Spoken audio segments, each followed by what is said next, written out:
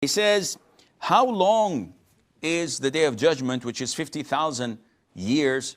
How is it possible that all these billions of people, Allah Azza wa Jal would ask them the 4 questions, or the 3 or 5, or 5 questions, 4 or 5 questions, and would Allah Azza wa Jal go into details with them? Oh, akhi, this is totally disrespecting Allah Azza wa Jal.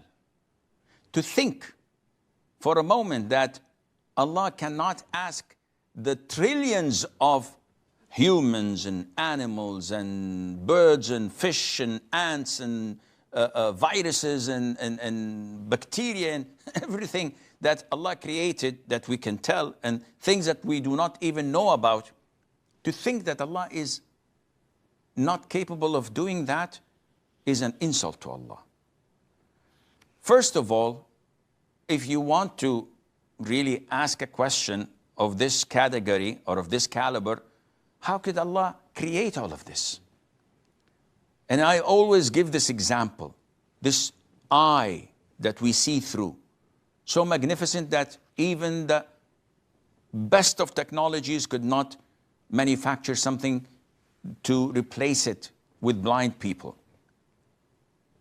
Yet there are 14 billion eyes, human eyes at the moment.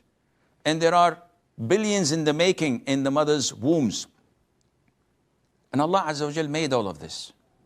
And don't ask about the trillion of eyes of animals, of fish, of birds, of insects that exist differently and perfectly in this universe, let alone what's the things that we don't see. So when you ask such a question, this means that you don't really know who Allah is. Allah Azza wa Jal told us that we will stand in front of Him and we will be questioned. وَقِفُوهُمْ إِنَّهُمْ مَسْئُولُونَ. We will be questioned for sure. But there are 2 types of questions. One is in general, and 2 is in detail. So those who are questioned in general, they are forgiven and pardoned. But those who are questioned in details, you did this when you were 20 years of age, you did this on that particular night, you did not pray Fajr on that particular day. Those who are interrogated and held accountable for each small thing, those who will be doomed and thrown into hell. As the Prophet said, ﷺ, whoever is interrogated about his record books, he will be tormented in hell. May Allah save us. So, akhi, don't spend much time on such things and focus on what I am doing today. Am I on the right track? Am I on the right path? Have I memorized sufficient amount of the Quran? Do I know the tafsir? Do I know fiqh? Is my aqidah well? Am I enjoining a virtue and righteousness and forbidding evil and vice? All of these things, you will be held accountable on the day of judgment, and Allah knows best. Abrar from Bangladesh, from India. Assalamu alaikum wa rahmatullahi wa barakatuh. Assalamu wa rahmatullahi wa barakatuh. So in the Quran copy that I read, I see that the first verse of Surah Al-Fatiha appears as Bismillahir Rahmanir Rahim. Hence why, whenever I pray aloud, I say that verse loudly. But in most of the masajid that I've been to, they start with Alhamdulillah Rabbil Alameen right away. Now I'm a little confused. If you can tell me what the ruling of this is, inshallah, that would really be helpful. Jazakallah khair. Wa jazak. First of all, to my knowledge, it's only the Shafi'i school of thought that loudly pronounces Al-Basmalah, Bismillah ar-Rahman ar-Rahim, in Salat. And the reason is what you've mentioned, that in the Quran, most of the copies we have Bismillah ar-Rahman ar-Rahim 1, Alhamdulillahi Rabbil Alameen 2. And the end of it, it has صراط الذين أنعمت عليهم غير المغضوب عليهم ولا الضالين as 7. Instead of صراط الذين أنعمت عليهم 7, غير المغضوب عليهم ولا الضالين 8. Why? Because we know that Al-Fatiha is composed of 7 ayahs.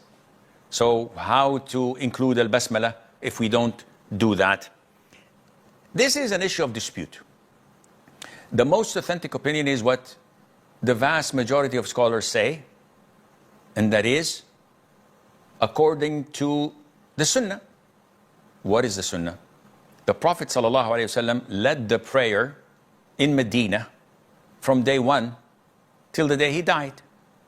And it was never reported in authentic hadith by his companions that he would loudly recite Bismillah ar-Rahman ar-Rahim, which indicates that it is not part of the Fatiha. Also in the other hadith, the Prophet ﷺ says, when an individual prays and he recites, he says, Alhamdulillahi Rabbil Alameen, Allah says, I've divided the salat into 2 halves between me and my servant. So when the servant says, Alhamdulillahi Rabbil Alameen, Allah says, my servant has praised me.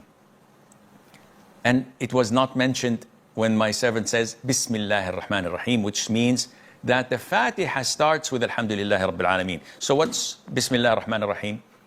The majority of scholars say that Bismillah ar-Rahman ar-Rahim is an individual verse separating surahs from one another and beginning in Surah Al-Fatiha, except for chapter number 9, which is Surah At-Tawbah. There is no Basmala in it.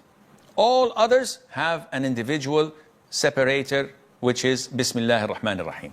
So it's a separate verse of the Quran, and Allah knows best.